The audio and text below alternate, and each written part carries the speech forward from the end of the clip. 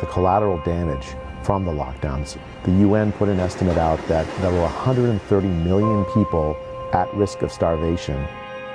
1 year later, were COVID lockdowns worth it?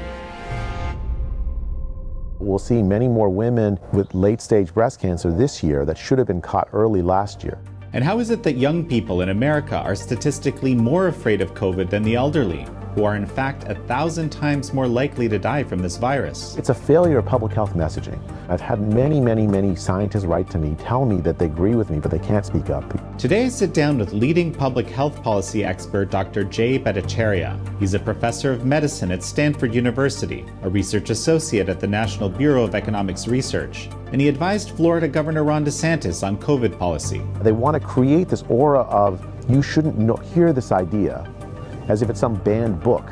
This is American Thought Leaders, and I'm Yanya Kellick. Dr. Bhattacharya, such a pleasure to have you on American Thought Leaders. Well, thank you for having me. So, of course, we're going to talk about coronavirus, or as we call it at the Epoch Times, CCP virus policy. You described the lockdowns as, quote, the biggest public health mistake we've ever made. And that's a very big statement. Please tell me what you're thinking. So a few things. Like first, you have to think about the lockdowns as an absolutely extraordinary measure. Like the pre-pandemic plans, many of them that had considered and rejected lockdowns as a means to control a virus like this, an epidemic like this. If you look at what the consequences have been, you have to not just consider the effects on controlling the spread of the virus, which I think have been very limited in many ways, which we can come back and talk about. But primarily what I was thinking about is the collateral damage from the lockdowns, both domestically and worldwide. So sometime in April of last year, the UN put an estimate out that there were 130 million people at risk of starvation from the lockdowns worldwide. Basically, almost every poor person on the face of the earth potentially harmed to the point of starvation by the lockdowns. Tens of millions of children worldwide thrown into poverty. Many of those prophecies have come true. In fact, those predictions have come true. You see now things in the scientific literature that have documented, again, millions and millions of children thrown into poverty worldwide, food insecurity, potential starvation at a level not seen, other than before the major wars. I think what we'll come to understand very shortly, maybe even if we don't understand it now, is that the harm from the lockdowns are orders of magnitude from whatever potential benefit you might think they have had in controlling the spread of the disease. So why don't you outline for me the forms of this collateral damage you're describing here? Think about what a lockdown actually is. A lockdown is an attempt to reduce the amount of interactions, personal interactions between people to an absolute minimum. Well, humans are born to live in society with one another. It's not a normal thing to cut down our interactions. So, hugging your grandmother, hugging your children, going to coffee with your friends, going to work together. Every single possible human interaction has been severed. And so if you want to understand the scope of the effect of the lockdowns, you have to understand that every single aspect of life is going to be affected by them.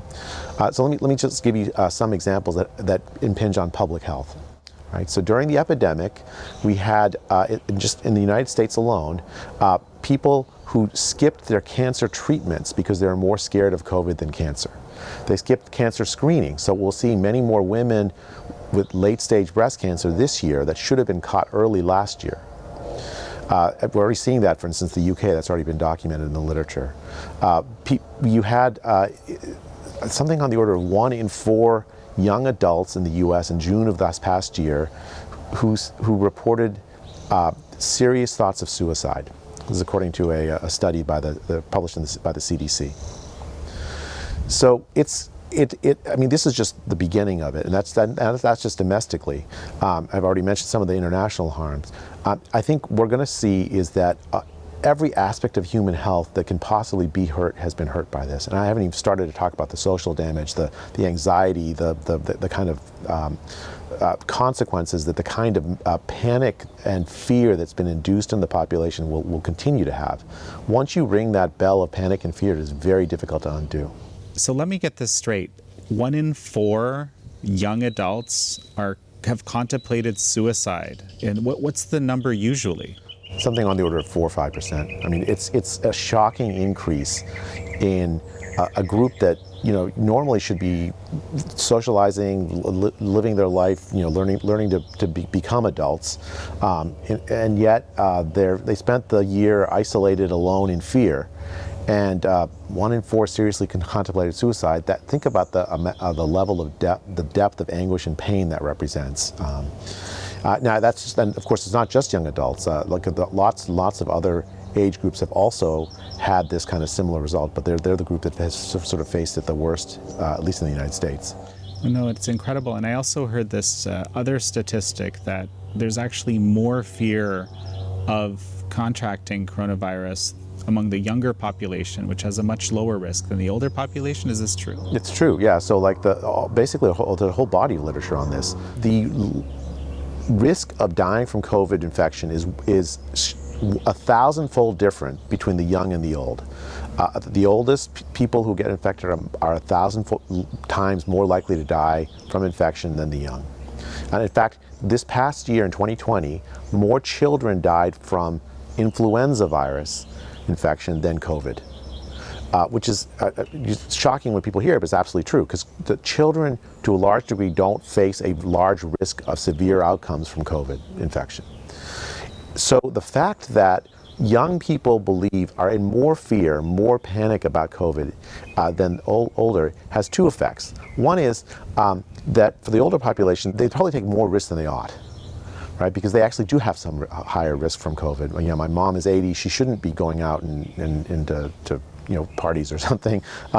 Whereas younger people, they've stopped their lives on the basis of a tiny risk, and instead have taken on an enormous risk, which is this sort of withdrawal from society, this lack of socialization, this sort of lack of normal living that is healthy for them.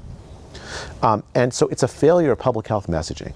We've created this sense that there's this equal fear, or even worse fear, for equal panic. And as a result, we've miscommunicated the risk to the population that actually is most vulnerable and the least vulnerable, with consequences for both. Well, wait, so again, so you're telling me you think that we've underrepresented the risk for the older population and overrepresented the risk for the younger. It's like almost backwards. Yeah, it's inverted. It's inverted, right? I mean, it's just a straight failure of public health messaging. In fact, I saw a New York Times story earlier last year, sometime last year, arguing that there wasn't enough panic in the population about COVID, and that the public health should seek to induce more panic and fear. But in fact, that's the exact wrong thing to do. The public health toolkit should not include panic at all, because it leads to unreasoned activity. Instead, it should communicate honestly what the risks are and give people tools to address that risk in their lives in the best way possible. I mean, it's a deadly disease, there's no question, but it's more deadly for some than others. And the kinds of activities you can take to mitigate them should correspond to the risk that you take. So you've just watched the first few minutes of my interview with Dr. Jay Bhattacharya, who's actually one of the leading public health policy experts in the US. You probably know that he is an advisor to Governor Ron DeSantis around COVID policy in Florida. And you might also know that he was actually, him and a whole roundtable with Governor DeSantis and other experts was actually removed from YouTube. YouTube decided to censor basically his perspective on coronavirus. This isn't really acceptable to us here at the Epoch Times, and I don't actually want to be sitting around thinking about what YouTube may or may not want when I'm deciding who to interview or what I'm going to talk about.